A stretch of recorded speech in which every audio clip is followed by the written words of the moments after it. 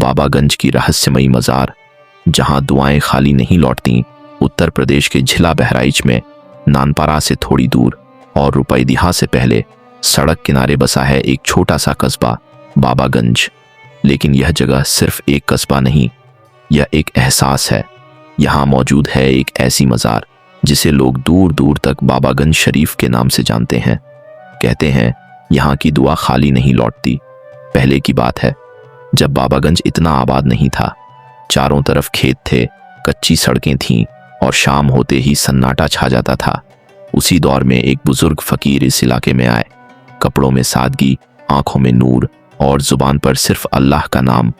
लोग उन्हें बाबा साहब कहकर पुकारने लगे। कोई नहीं जानता था कि वो कहाँ से आए थे, न कोई उनका असली नाम जानता था, न उनका खानदान।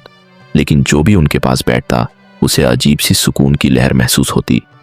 बाबा की करामात कहते हैं एक बार गांव में भयंकर सूखा पड़ा। फसलें जल गईं, कुएं सूख गए और लोग परेशान हो गए। गांव के बुजुर्ग बाबा के पास पहुंचे।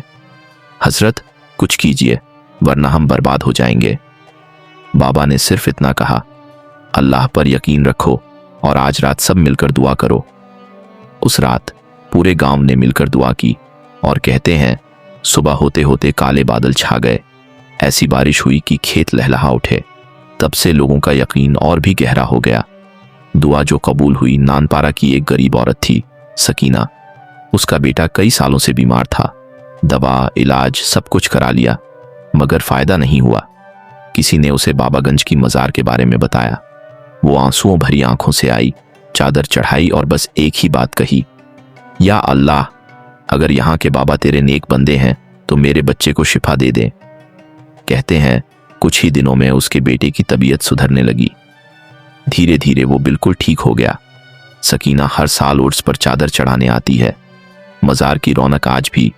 गुरुवार की शाम को मज़ार पर चिराग जलते हैं। लोग दूर दूर से आते हैं। कोई नौकरी की दुआ मांगता है, कोई औलाद की, कोई घर की खुशहाली की। कहते हैं अगर दिल साफ हो और यकीन सच्चा हो तो बाबागंज शरीफ से कोई खाली नहीं लौटता। एक नौजवान की कहानी। रुपैडिहा का एक नौजवान शाबान बेरोजगारी से परेशान था। घर की हालत खराब थी। उसने भी एक रात मज़ार पर जाकर दुआ की, अगर मुझे रोजगार मिल जाए तो मैं हर साल यहाँ आकर गरीबों को खाना खिलाऊंगा। कुछ ही महीनों में उसे अच्छी नौकरी मिल गई। आज भी वह अपनी मन्नत पूरी करता है। असली राज क्या है? क्या सच में यहाँ करामात होती है या लोगों का यकीन ही सबसे बड़ी ताकत है? शायद असल राज उस बुजुर्ग की सादगी में था, उनकी नेक नीयत में था और लोगों के सच्चे दिल में था। बाबागंज की मज़ार सिर्फ एक जगह नहीं, यह उम्मीद का नाम है। अगर आप कभी नानपारा से रुपैडिहा की तरफ जाएं तो बाबागंज में जरूर रुकिएगा। हो सकता है आपकी भी कोई दुआ यहाँ कबूल हो जाए।